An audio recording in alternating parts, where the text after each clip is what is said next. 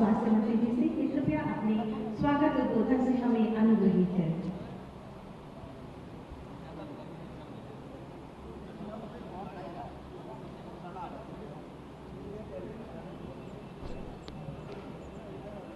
ऐसे हमारे CB net और ट्रू नेट मशीन जो पूरे उत्तर प्रदेश में हर एक जगह पर, हर एक अस्पताल पर छाए हुए हैं।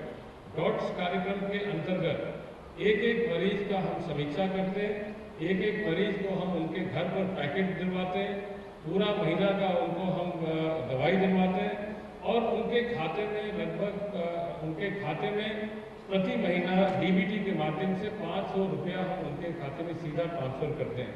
और आज के दिन हम लगभग 200 करोड़ से ऊपर का 2018 से अगर हम देखेंगे तो 2018 से लेकर अभी तक लगभग 200 करोड़ से ऊपर का धनराशि हमने इन सभी मरीजों के खाते में हमने जमा किया है। ये जब बात हम कहते हैं और इस टेक्नोलॉजी को जोड़ते हैं और सबकी सहभागिता लेते हैं तो आवश्यक है कि हम सभी लोग जो आज समाज में रहते हैं, हम अपने घर में, अपने समाज में, अपने पड़ोसी में, हम सबको इसका एक अभियान का एक हिस्सा बनना पड़ेगा, तभी हम इसको सफल बना पाएंगे, तभी इसका हम उन्मूलन करेंगे। टीबी ऐसा कोई इलाज नहीं है टीबी ऐसा कोई बीमारी नहीं जिसका इलाज नहीं हो सके, बराबर इसका इलाज होता है अगर सही समय पकड़ रहा है। मात्र इतना हमको ध्यान देना है कि इतने सब मशीन लगने के बाद भी, इतने सब जांच के व्यवस्था बनाने के बाद भी आज आवश्यकता है कि जिसको भी टीबी का बीमारी हो, प्रतिदिन अगर वो अपना नहीं लेगा दवाई तो वो एमडीआर ड्रग रेजिस्टेंस की तरफ चला जाएगा, फिर एक्सडीआर चला जाएगा जो थोड़ा सा घातक होता है। तो इन चीज़ों को रोकने के लिए व्यवस्था हमारा जो है अस्पताल से जो डॉट्स कार्यक्रम के अंतर्गत जहाँ पर हमारा जांच होता है, डॉट्स में पंजीकरण करना और हमारे आशा वर्कर और अन्य फील्ड वर्कर के माध्यम से उनके घर तक दवाई पहुँचाना, उनको ये सुनिश्चित करना कि वो दवाई जरूर लें। इस बात को लेके तभी जब हम सभी लोग इकट्ठा होंगे, हमारे सभी स्वास्थ्यकर्मी के साथ में पूरे समाज के लोग इसका महत्व जानेंगे, इसका तब जाके हम इसको कहीं ना कहीं उन्मूलन करेंगे। और हमारा लक्ष्य है कि 2025 के अंदर हमको हर हालत में उत्तर प्रदेश के अंदर भी हमको इसका पूरी तरह से टीबी की बीमारी को समाप्त करना है। इसी संकल्प के साथ हम समय समय पर अपना अभियान भी चलाते हैं और आज टीबी दिवस होने के नाते आज आपके सामने आदरणीय मुख्यमंत्री ने इस कार्यक्रम को रखा ताकि सीतापुर में यहाँ के लोग भी अच्छी तरह से जान जाएं हम इस कार्यक्रम को कितना महत्व देते हैं। आप सभी लोग यहाँ पर आए, मैं आदरणीय मुख्यमंत्री जी का मैं बहुत बहुत आभार व्यक्त करता हूँ। आपने समय निकाल के यहाँ पर इस कार्यक्रम के लिए आपने समय दिया और सभी माननीय विधायक और माननीय मंत्री जी को भी मैं आभार व्यक्त करता हूँ। बहुत बहुत धन्यवाद। ड्रग रेजिस्टेंट और एक्सटेंशन ड्रग रेजिस्टेंट टीबी का पुष्टिकरण किया जा सकेगा, इसका उद्घाटन करें।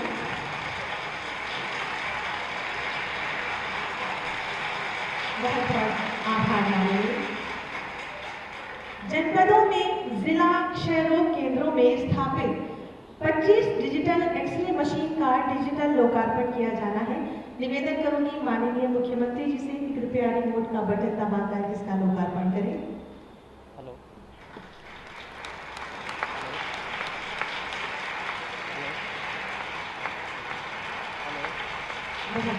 आभार। 451 ट्रूनेट मशीन का डिजिटल लोकार्पण माननीय मुख्यमंत्री के बाद मैं अति आदर के साथ माननीय मुख्यमंत्री जी से निवेदन करूंगी कि प्रदेश में राष्ट्रीय स्वास्थ्य मिशन के अंतर्गत 25 ड्रग में 10.82 करोड़ है तथा कुल लागत 270 करोड़ है। आज 21 ड्रग वेयर हाउस का शिलान्यास माननीय मुख्यमंत्री जी के कर कमलों से किया जाएगा, जिसकी कुल लागत लगभग 227 करोड़ है और शेष 4 शीघ्र ही प्रारंभ किए जाएंगे। शिलान्यास के लिए अति आदर के साथ विनम्र निवेदन करूंगी माननीय मुख्यमंत्री जी से कि बटन दबाकर कृपया शिलान्यास करें।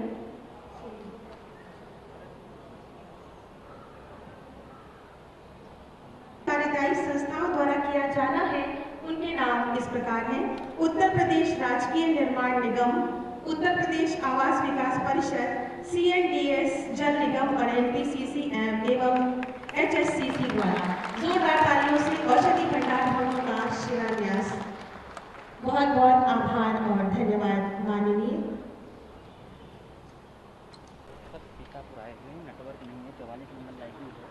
जोरदार तालियां।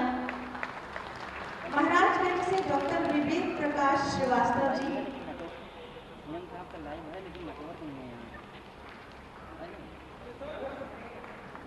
विवेक प्रकाश श्रीवास्तव जी। चंदौली से डॉक्टर दीनानाथ मिश्रा जी। 44 नंबर है, 44 नंबर है, 19 आ रहा है, 19 और उन्नाव से doctor Narendra Singh ji. Data on है, डेटा एक चल रहा है, एक। माननीय मुख्यमंत्री जी के कदमों से प्रशस्ति पत्र पाकर निश्चित ही इनका उत्साहवर्धन हुआ होगा। आप सभी से जोरदार तालियां जरूर चाहूंगी। बहुत बहुत धन्यवाद। अब मैं हेलो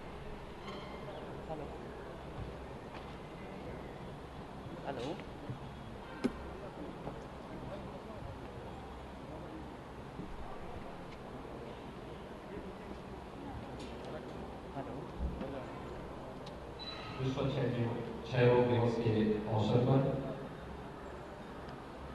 आज के इस कार्यक्रम में उपस्थित प्रदेश सरकार में मेरे सहयोगी मंत्री चिकित्सा एवं स्वास्थ्य मंत्री श्री जय प्रताप सिंह जी, जनपद की प्रभारी मंत्री श्रीमती स्वाति सिंह जी,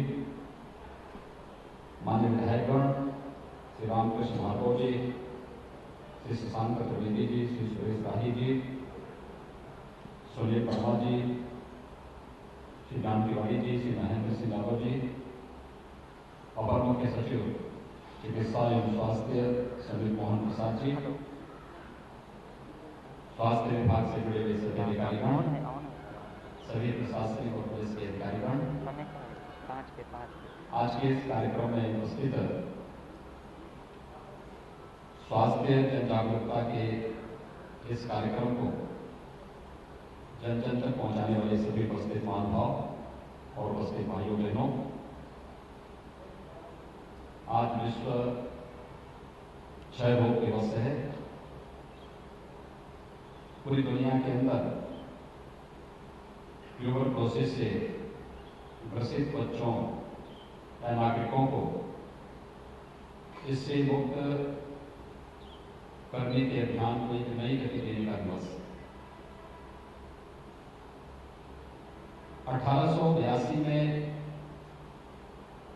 पहली बार ट्यूबरक्लोसिस के विषाणु की पहचान हुई थी,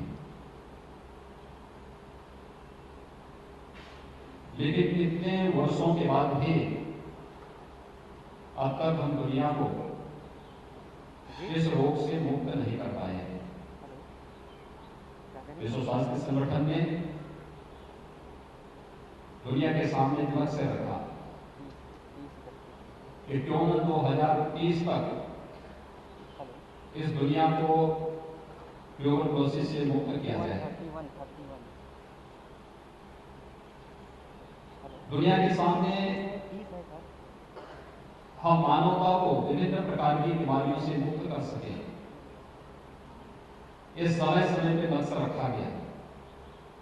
आप याद करिए, पिछले दशक के अंदर दुनिया ने पोलियो पर पूर्णतः नियंत्रण प्राप्त किया है। ट्यूबरक्लोसिस पर भी पूरी तरह नियंत्रण स्थापित करने के लिए जो एक अभियान पूरी दुनिया के अंदर प्रारंभ हुआ है, उसे हम समय से पहले प्राप्त कर सके। देश के यशस्वी प्रधानमंत्री श्री नरेंद्र मोदी जी ने भारतवासियों के सामने भी एक लक्ष्य रखा कि दुनिया इसे प्राप्त करने के लिए 2030 तक का समय ली है और एक लक्ष्य निर्धारित किया है। क्या यह संभव है कि हम भारत के अंदर 2025 तक पूरे भारत को टीबी मुक्त कर सके? और इस दिशा एक अभियान प्रारंभ हुआ है। इस अभियान में हम लोगों ने देखा है उत्तर प्रदेश में भी 2020 की तुलना में 2021 में मरीजों की संख्या कम होती हुई दिखाई दी। लेकिन ट्यूबरक्लोसिस के लिए जो सबसे बड़ी बात है वह समयबद्ध ढंग से उपचार की व्यवस्था। यद्यपि किसी भी व्यक्ति की नियमित और संयमित दिनचर्या उसे तमाम प्रकार की बीमारियों से और खासतौर पर वर्षों से कि अगर हम परिणाम दिए हैं देश के सामने और दुनिया के सामने, तो यह सामूहिकता की उस ताकत का परिणाम है जिसके बल पर हमने सबसे बड़ी आबादी होने के बावजूद, हेल्थ इंफ्रास्ट्रक्चर कमजोर होने के बावजूद हमने वह परिणाम देश के सामने, दुनिया के सामने दिया। और ये पहला उदाहरण नहीं था। पूर्वी उत्तर प्रदेश समेत हमारी तराई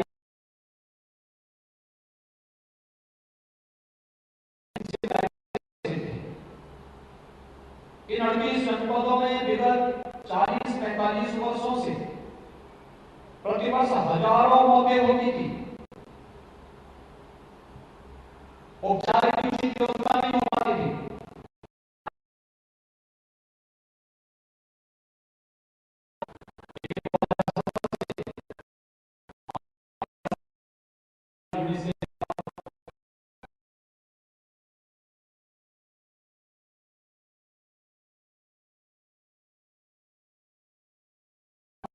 कि आज हम सब ने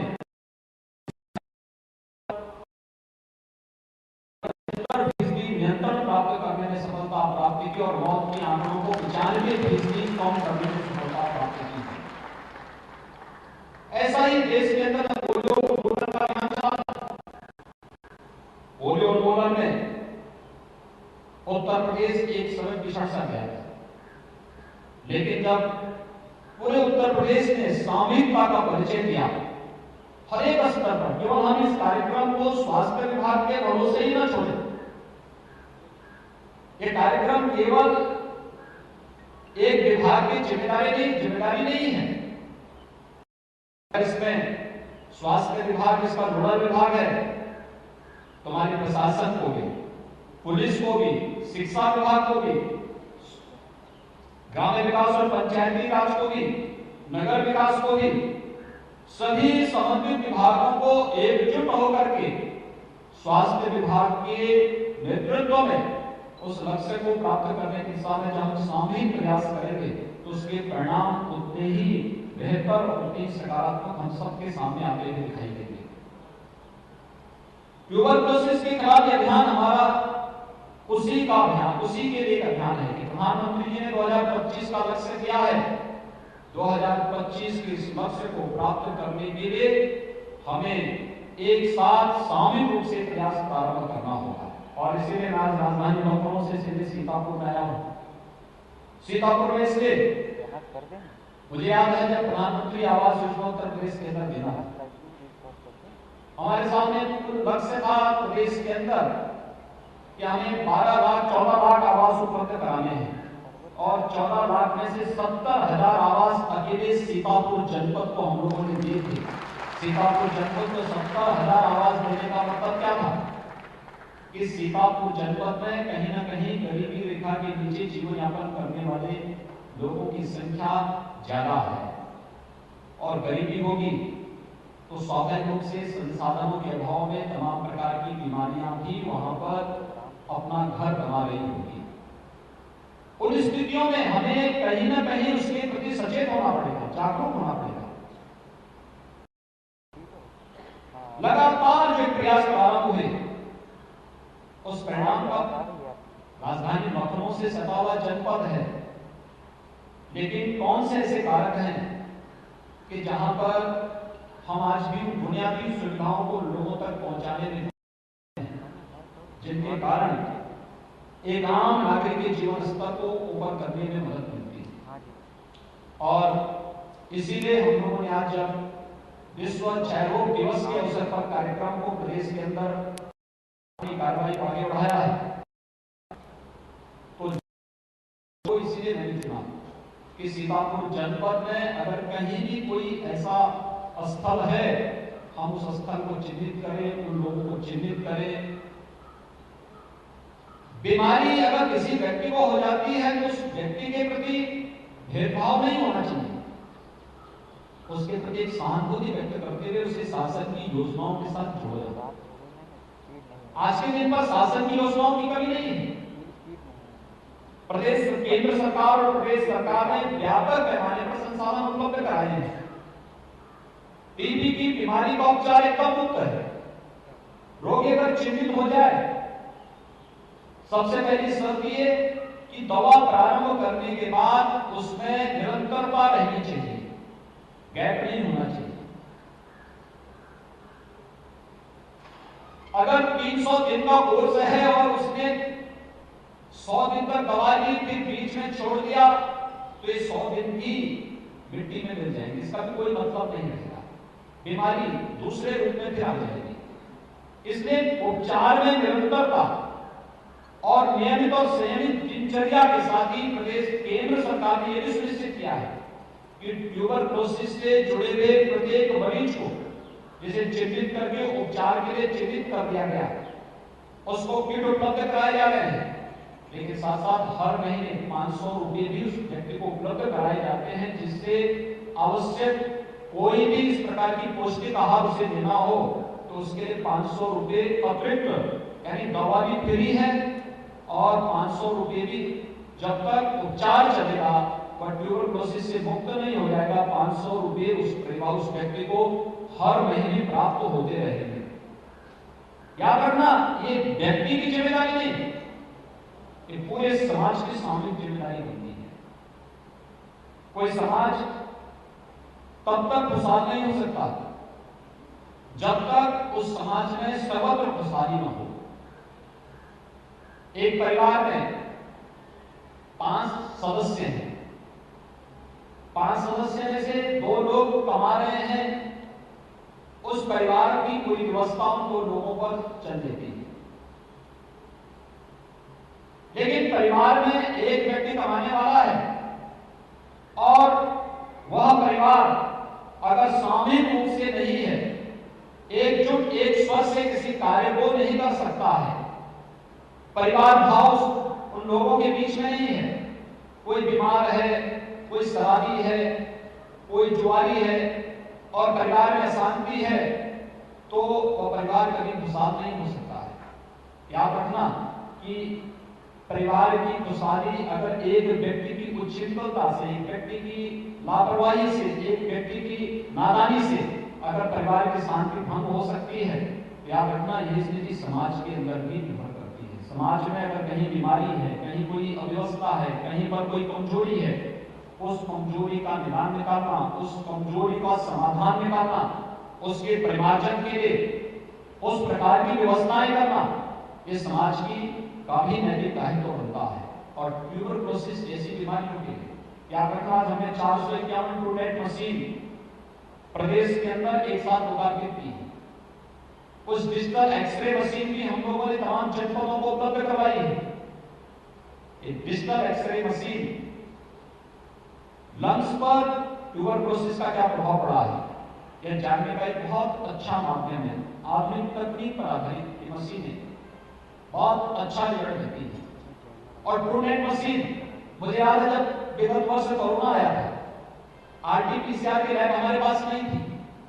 हम लोगों ने उस समय हर एक जनपद को और प्रत्येक हॉस्पिटल को एक ट्रूनेट मशीन उपलब्ध कराई थी। कोरोना जांच में भी ये मशीन उतनी प्रभावी थी और उसने हमें बहुत मदद की उस समय कोरोना को नियंत्रण करने में, कोरोना के उपचार करने में और कोरोना मरीज को समय पे हॉस्पिटल पहुंचाने में।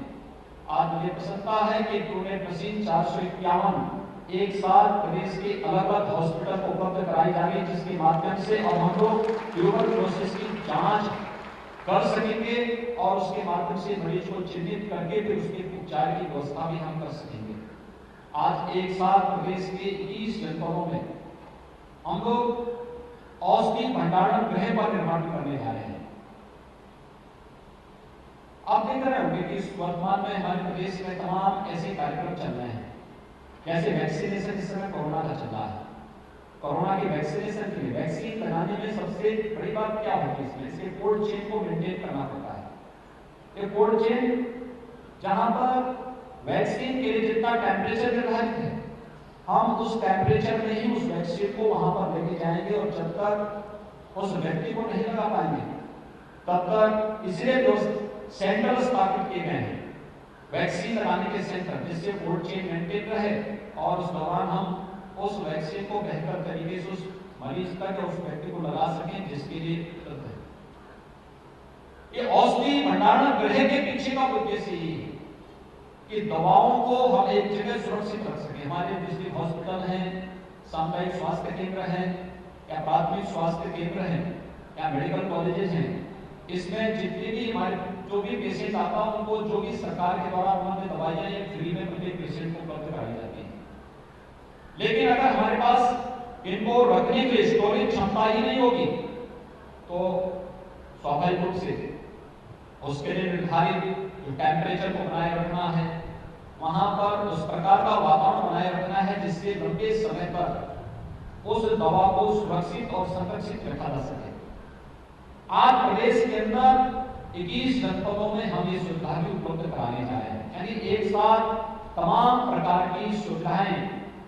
ट्यूबरकुलोसिस के खिलाफ अभियान भी है, स्वास्थ्य जन जागरूकता का अभियान भी है और इसके साथ ही आने वाले समय में स्वास्थ्य के प्रति प्रत्येक नागरिक को बेहतर स्वास्थ्य सुविधा उपलब्ध कराने के लिए अच्छी और गुणवत्ता युक्त औषधि उसे समय पर उपलब्ध हो सके, यह सुनिश्चित करने के लिए भी प्रदेश सरकार के द्वारा जो प्रयास प्रारंभ हुआ है, राष्ट्रीय स्वास्थ्य मिशन के अंतर्गत इस कार्यक्रम को आगे बढ़ाने की कार्रवाई का आज प्रदेश के अंदर शिलान्यास भी हो रहा है। मैं आज के इस अवसर पर आप सभी सीतापुर वासियों को, प्रदेश वासियों को इस बात के लिए हृदय से बधाई देता हूं कि प्रदेश ने अब तक कोरोना पर बेहतर नियंत्रण किया है, लेकिन अभी हमें एक बार फिर से सावधान होना होगा। आज एक अच्छी खुशखबरी है, भारत सरकार ने तय किया है कि 1 अप्रैल से 45 वर्ष से ऊपर के प्रत्येक व्यक्ति को भी वैक्सीन लगेगा, कोरोना वैक्सीन लगेगा। मेरा आप सबसे अपील है और जिला प्रशासन से मैं इस बारे में कहूंगा कि जनपद के अंदर हम लोगों ने इंटीग्रेटेड परमानेंट कंट्रोल सेंटर स्थापित किए हैं और पहले से ही वहां सेंटर में तय कर दिया कि कितना वैक्सीन वहां गया है, उतने लोगों को उस सेंटर में पहुंचाने की व्यवस्था करना। लेकिन वैक्सीन का मतलब ये नहीं कि हम लापरवाह हो जाए, वैक्सीन का मतलब ये हमें और भी सावधान होकर के कार्य करने के लिए प्रेरित करें।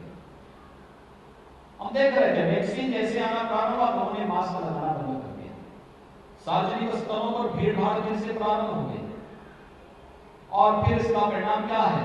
महाराष्ट्र के अंदर, दिल्ली के अंदर, पंजाब के अंदर, केरल के अंदर, कर्नाटक के अंदर एक बार फिर से कोरोना की चपेट में हजारों की संख्या में लोग आने प्रारंभ हो गए और देखा देखी पर्व और त्योहार के लिए पंचायत चुनाव को देखते हुए जो लोग उन प्रदेशों से यहाँ आ रहे हैं वे भी संक्रमित होकर के आ रहे हैं।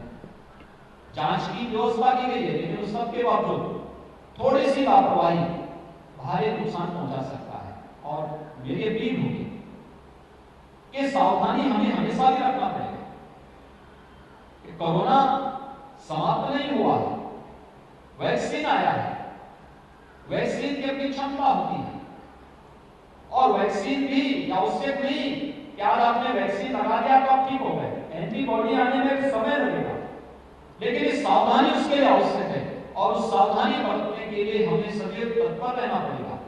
और इसीलिए मेरी आप सबसे अपील होगी कि ट्यूबरकुलोसिस के खिलाफ हम अभियान चलाएंगे।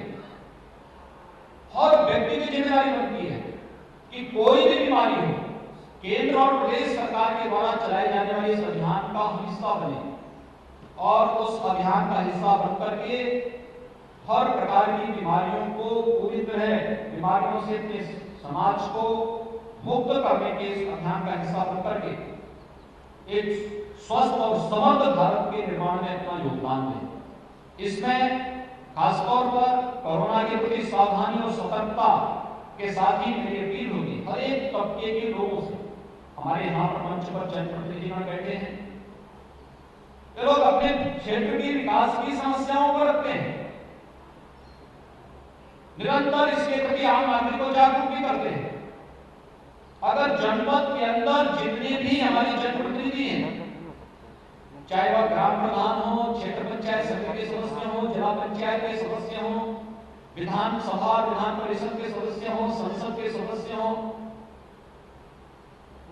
ये सभी जनप्रतिनिधि जितने भी हमारे प्रशासनिक या शासकीय कर्मचारी हैं, शासकीय कर्मचारी, पुलिस के कर्मी, ये जितने भी हैं, सभी लोग, शिक्षक हैं, चिकित्सक हैं, स्वास्थ्य विभाग के कर्मचारी हैं, ग्रामीण विकास के, पंचायती राज के, नगर विकास के, अलग अलग विभाग के, शासकीय विभागों से जुड़े हुए अधिकारी और कर्मचारी जागरूक हो जाए और हर कर्मचारी, हर जनप्रतिनिधि ट्यूबरकुलोसिस के एक एक बच्चे को गोद में ले ले, उसको गोद में, उसे अपने पास से कुछ नहीं देना,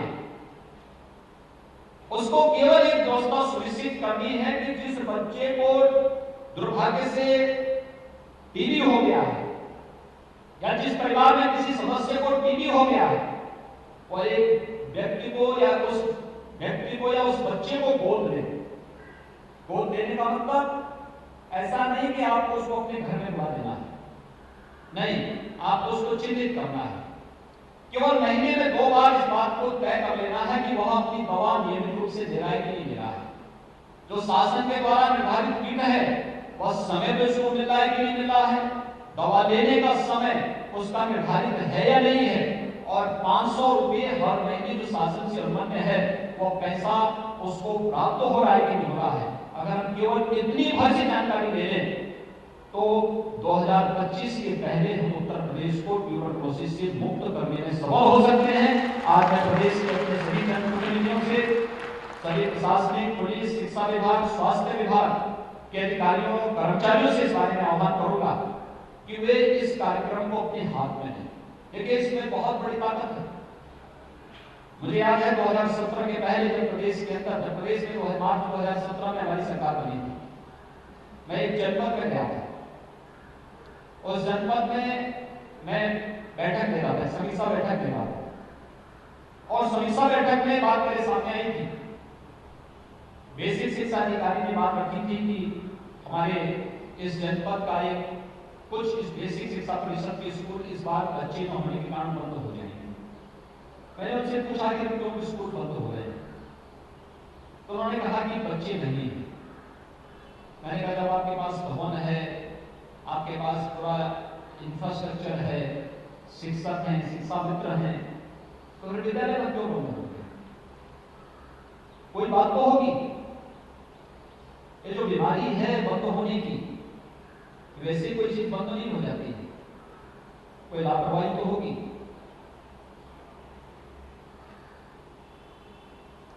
मैंने अलग से बैठक बुलाई, बेसिक शिक्षा अधिकारी को मैंने कहा बैठक से जाइए, और उस प्रधानाचार्य को इस बैठक के बाद मेरे पास बुला के लेके आइए। प्रधानाचार्य को मेरे पास बैठक समाप्त होने के बाद प्रधानाचार्य मेरे पास थे, बेसिक शिक्षा अधिकारी भी थे। मैंने प्रधानाचार्य से कहा, मैंने कहा आप समय पे विद्यालय जाते हैं? उन्होंने कोई जवाब नहीं दिया। मैंने कहा जब आप जिस समय पे नहीं जाते होंगे तो आपके शिक्षक भी समय पे नहीं जाते होंगे, शिक्षा मित्र भी नहीं जाते होंगे। जब आप समय पे स्वयं विद्यालय नहीं जाते हैं, कैसे उम्मीद करते हैं कि आपके विद्यालय में बच्चे आएंगे? क्योंकि ये तो जवाबदेही किसी न किसी की सुनिश्चित तो करनी पड़ेगी।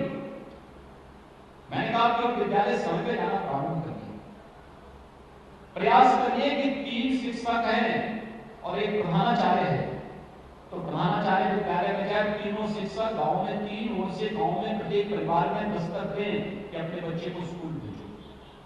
तो मैंने कहा कि विद्यालय में बच्चों की संख्या बढ़ेगी।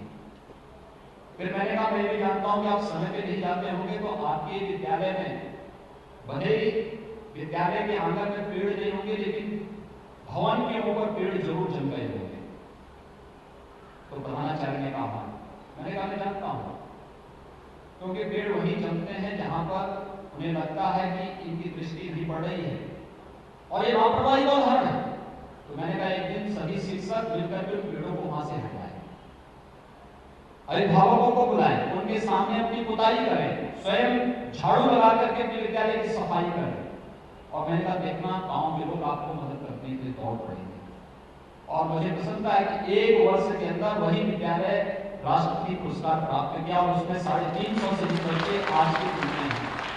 जो विद्यालय बंद हो रहा था, उस बेसिक शिक्षा परिषद के विद्यालय में 350 से अधिक बच्चे पब्लिक स्कूल से नाम कटवाकर उन विद्यालयों में लोगों ने आना प्रारंभ किया।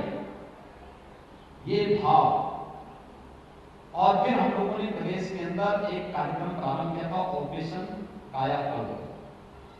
ऑपरेशन कायाकल्प में मैंने प्रत्येक जनप्रतिनिधि से कहा था, प्रत्येक प्रशासनिक और पुलिस अधिकारी से कहा था, शिक्षा विभाग के अधिकारियों से भी कहा था, एक एक विद्यालय को बोल दीजिए।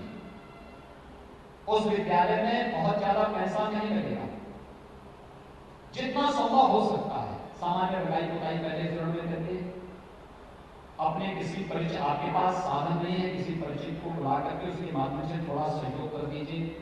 फ्लोरिंग की व्यवस्था, बालक बालिकाओं के लिए अलग अलग कार्य की व्यवस्था, पेयजल की व्यवस्था। अगर कोई व्यक्ति अतिरिक्त खर्च कर सकता है तो उसमें लाइब्रेरी दे दीजिए, एक स्मार्ट क्लास दे दीजिए। आपने देखा होगा, आज जाइए आप बेसिक शिक्षा परिषद की 1,58,000 विद्यालयों में से 93,000 से अधिक विद्यालयों में ऑपरेशन कायाकल्प के माध्यम से हम लोग ये सभी प्रकार की सुविधाएं उपलब्ध करवा चुके हैं। ये ताकत, समाज की ताकत बहुत बड़ी ताकत होती है। सरकार का पैसा इसमें कुछ नहीं कर सकता। सरकार अगर पैसा देती और बेईमान के हाथ में पैसा चला जाएगा, क्या करेंगे आप? बाद में कार्रवाई करेंगे, आप उसको बहुत होगा बाद में बर्दाश्त करेंगे। उसने एक बार आपके अभियान में बाधा तो पैदा कर ही दी है, लेकिन अगर जब समाज खड़ा हो जाता है तो समाज की ताकत बहुत बड़ी ताकत बनती है। और ये ताकत अगर बेसिक शिक्षा परिषद को से कह दे कि बेसिक शिक्षा परिषद अगर उत्तर प्रदेश के अंदर सुधर जाएगा तो समझो सब सुधर जाएगा। मैंने कहा आप चिंता मत करिए, 5 साल के कार्यक्रम के दौरान बेसिक शिक्षा परिषद के विद्यालय ऐसे होंगे जैसे पब्लिक और कॉन्वेंट स्कूल होते हैं। और आपको हो सकता है कि 4 वर्ष में 1 साल तो केवल कोरोना में ही निकल गया है, लेकिन फिर भी मैं कहता हूं 4 वर्ष में 54 लाख बच्चे बढ़े हैं बेसिक शिक्षा परिषद के विद्यालयों में। ये ताकत है और इस ताकत को हम पहचानें। ट्यूबरक्लोसिस के खिलाफ हमारी लड़ाई इसी ताकत के बल पर आगे बढ़ेगी। हर जनप्रतिनिधि, हर प्रशासनिक अधिकारी, हर पुलिस का अधिकारी, हर शिक्षा विभाग का अधिकारी और हर कर्मचारी एक व्यक्ति को ट्यूबरक्लोसिस से ग्रसित जो भी व्यक्ति हो, बच्चा हो, कोई भी हो, उस तक दवा पहुंचाने की व्यवस्था करना और स्वास्थ्य विभाग एक व्यवस्था प्रारंभ करे, डिजिटल प्लेटफॉर्म इसमें तैयार करें ऐसे लोगों को ट्रेस करने के लिए। एक व्यापक अभियान, टेक्नोलॉजी का उपयोग हम करें और टेक्नोलॉजी का उपयोग करते हुए अगर हम लोग इस अभियान को प्रारंभ कर देंगे 2025 के पहले उत्तर प्रदेश ट्यूबरक्लोसिस से पूरी तरह मुक्त होगा और प्रधानमंत्री जी के टीबी मुक्त भारत के सपने को हम साकार करने में सफल होंगे। मुझे विश्वास है सीतापुर जनपद से प्रारंभ हो रहा यह अभियान अपने लक्ष्यों को जरूर प्राप्त करेगा। एक बार फिर से मैं आज के इस अवसर पर विश्व क्षय रोग दिवस के अवसर पर हम सब एक साथ मिलकर के प्रदेश के उन सभी बच्चों को जो ट्यूबरक्लोसिस से ग्रसित हैं उन्हें टीबी मुक्त करने के इस अभियान का हिस्सा समाज का प्रत्येक जागरूक नागरिक बनेगा। आप सबके प्रति मैं हृदय से साधुवाद देता हूँ। होली की मंगलमय शुभकामनाएं आप सबके प्रति व्यक्त करते हुए पानी को ध्यान देता हूँ। धन्यवाद। जय हिंद। ये हम सब के लिए बेहद गौरव का विषय है कि हमारे माननीय मुख्यमंत्री जी हम सबके अभिभावक के रूप में हमें अग्रसर है। तो मैं ऐसे अभिभावक रूपी माननीय मुख्यमंत्री जी के लिए जोरदार तालियों का आह्वान करूंगी कि अपना प्रणाम उनका मैं निवेदन करूंगी अपर मुख्य सचिव चिकित्सा एवं स्वास्थ्य श्री अमित मोहन प्रसाद जी से कि कृपया धन्यवाद ज्ञापित कर हमें अनुग्रहित करें।